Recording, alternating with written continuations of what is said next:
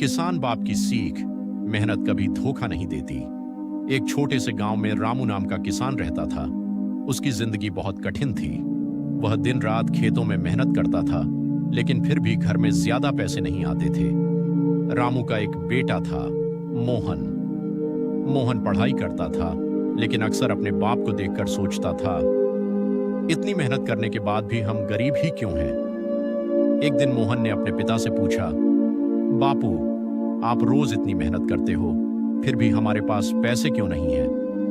रामू मुस्कुराया और बोला, बेटा, किसान की मेहनत तुरंत फल नहीं देती, लेकिन जब फल देती है तो पूरे समाज का पेट भरती है। मोहन को यह बात पूरी तरह समझ नहीं आई। अगले दिन सुबह रामू उसे खेत पर ले गया।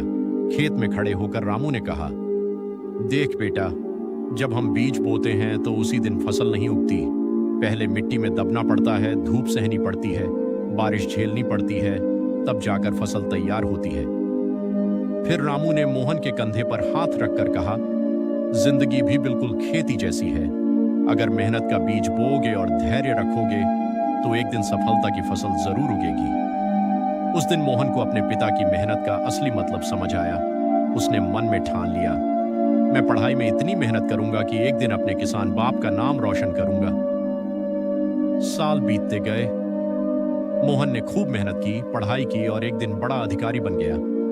जब वह सफलता हासिल करके गांव लौटा तो सबसे पहले अपने बाप के पैरों में झुक गया और बोला, बापू, आज जो भी हूं आपकी मेहनत और आपकी सीख की वजह से हूं। रामू की आंखों में आंसू आ गए।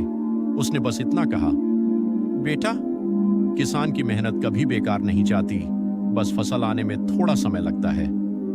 सीख, मेहनत और धैर्य रखने वाला इंसान एक दिन जरूर सफल होता है।